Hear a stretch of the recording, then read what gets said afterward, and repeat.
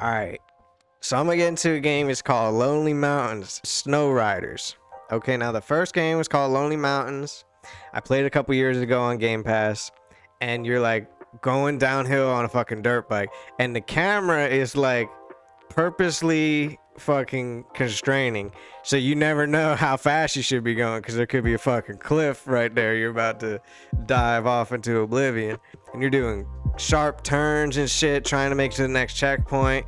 There's two different things you got to manage. You got to manage the time you have left for the course, and you got to manage how many fucking lives you have. You know what I mean? And it was deceptively fucking addicting. It really stood out to me, this game that I played years ago.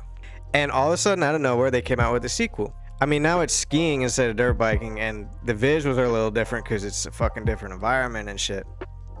But it's the same concept, just done like 10 out of 10, fucking as good as they could have done it. It's a really good game. And I kind of want to challenge this notion of like a party game. You know, people think it's just like Mario Party or Smash Brothers or some shit. But I had my friends over for the weekend a couple months ago. We were just passing off the sticks on this. You know, people be in and out of the room, having conversations, drifting in and out, and then just get stuck watching TV, handing off the sticks. Yeah, that game was really fun. I really recommend it. The visuals are really impressive, like the snow, the fucking reflection off the snow and shit like that, the draw distance and shit like that. Like, it's pretty. And then your little character is like fucking pixelated little guy, and it's funny because it lets you like dress him up and shit like that and pick all these little outfits you can put on, but he just looks fucking silly. You know what I mean? But it was to the degree it looked so good where I went back, I was like, oh shit, because there's only like 16 levels or something, and then there's like an A course and a B course, so you can double that. But there wasn't enough content for how fucking good it was, you know? And so I wanted to go back to just the regular Lonely Mountains, and that shit looked really terrible in comparison. At the time, I thought it looked fine, serviceable, whatever. But this looked like unplayably bad compared to fucking the snow one, whatever, what's it called, Snow Riders? It was like unplayably bad.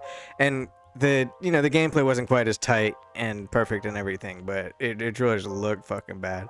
Yeah, to me. But perfect game for handing off the sticks. We had a good old time. One of my friends went home and bought the game on his Steam Deck. You know what I'm saying? But yeah, like I said, that you can unlock some outfits and shit. You can unlock in different skis. The skis, you know, some are a little bit faster than others, have a little better handle than others or whatever, but it was kind of insignificant.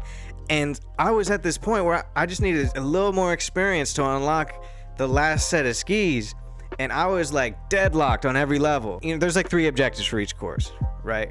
One's like you gotta do it in the right amount of time. One's you gotta do it without losing a certain amount of lives. And then the other's like a combination of the two, where it's like less generous on the lives, but more generous on the time or some shit like that. You know what I mean? And sometimes you can bang out all 3 objectives on your first run. You're like, oh shit. But sometimes you're just going for one objective at a time because you play a little differently. If you're playing like, okay, I can take as long as I want, but I'm just trying not to die, you go a little slow and careful. And maybe you learn the course, you feel a little more bold to try to just go fucking haywire. And once you hit a checkpoint, sometimes I'll go flying off the checkpoint and like hit the side of a mountain, but I was like, checkpoint, you know what I mean? And it locked the time in.